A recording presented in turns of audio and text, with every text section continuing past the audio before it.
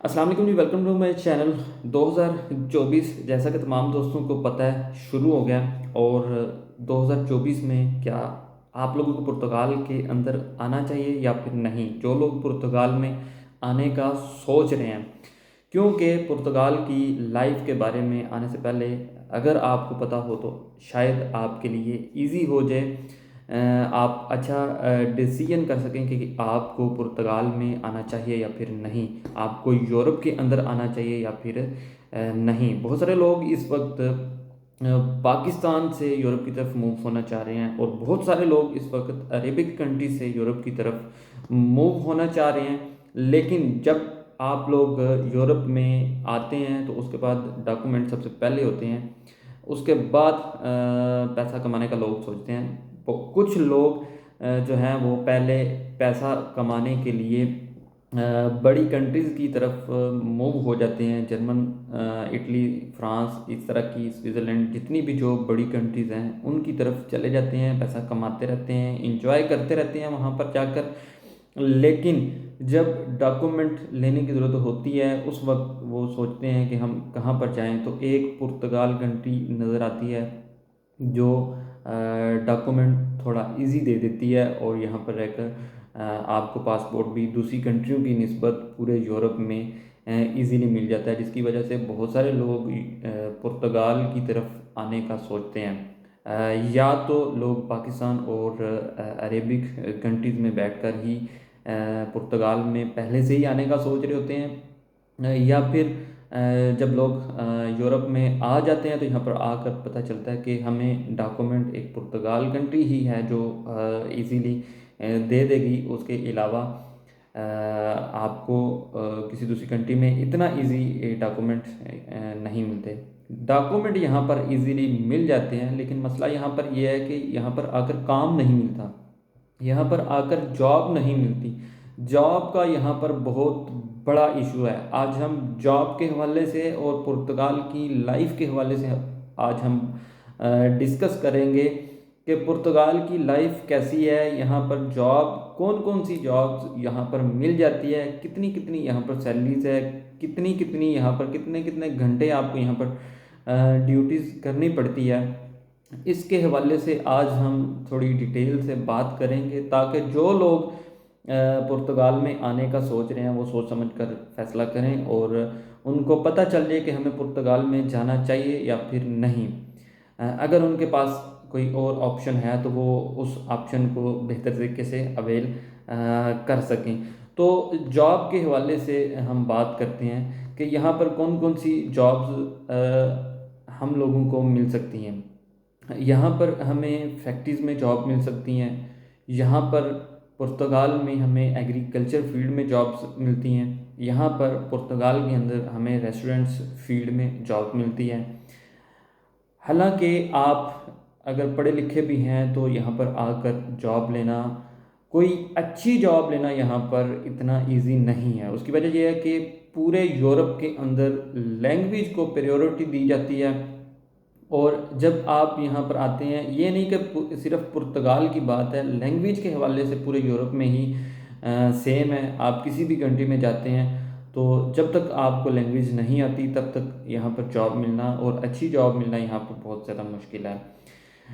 और जो हमारी डिग्रीज़ होती हैं, एशियन डिग्रीज़, वो यहाँ पर इतनी एक्सेप्टेबल भी नहीं होती, जिसकी वजह से हमें यहाँ पर जॉब, अपनी फील्ड में जॉब मिलना थोड़ा सा मुश्किल हो जाता है, या फिर कोई अच्छी जॉब मिलना यहाँ पर मुश्किल हो जाता है। बहुत सारे पढ़े लिखे लोग भी यहाँ पर एग्रीकल्चर फील्ड में भी काम करते हैं।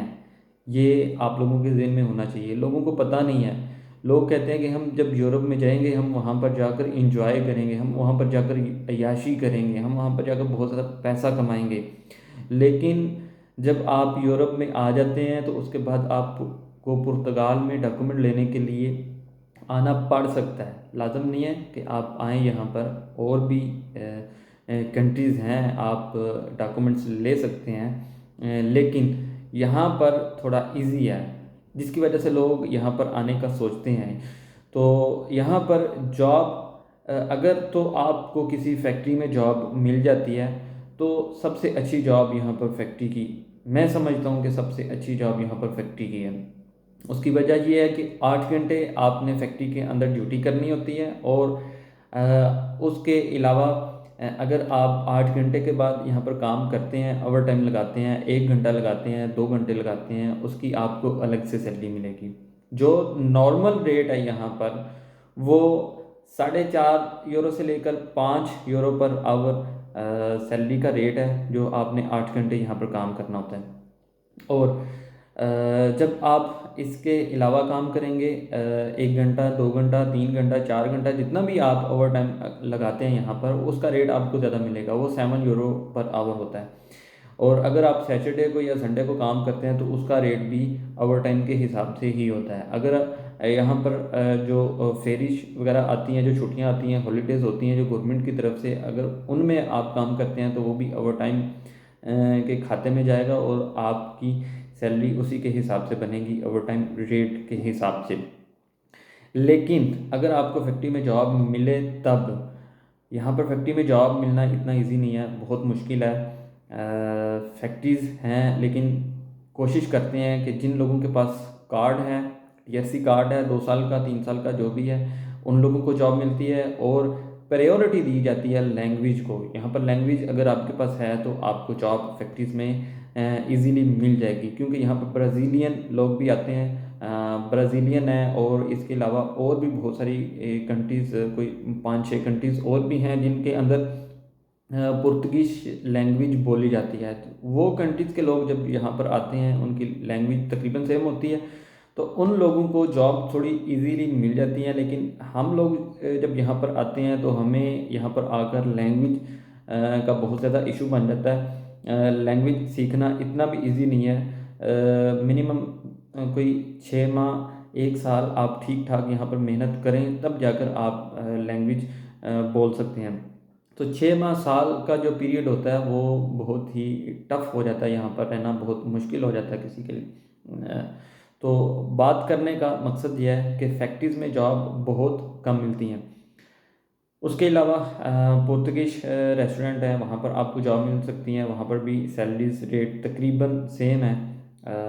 वहाँ पर भी बंदा ठीक रह सकता है। उसके अलावा अगर आप किसी एशियन के पास काम कर रहे हैं, पाकिस्तानी के पास काम कर रहे हैं, इंडियन के पास काम कर रहे हैं, किसी भी एशियन के पास काम कर रहे हैं, बांग्लादेशी के पास काम कर रहे हैं, वहाँ पर आपसे ड्यूटी ज़्यादा ली जाएगी, वहाँ पर आपका टैक्स ठीक से नहीं दिया जाएगा, वहाँ पर आपको सैलरी पूरी नहीं दी जाएगी, वहाँ पर आपको सैलरी टाइम पे नहीं दी जाएगी, वहाँ पर रिहाइशें बहुत ज़्यादा गंदी किस्म की होती हैं। एग्रीकल्चर फील्ड में मैं खुद विज़िट करके आया हूँ, मैंने देखा है वहाँ पर लोग किस तरह रहते हैं, वहाँ पर लोगों की लाइफ कैसी है।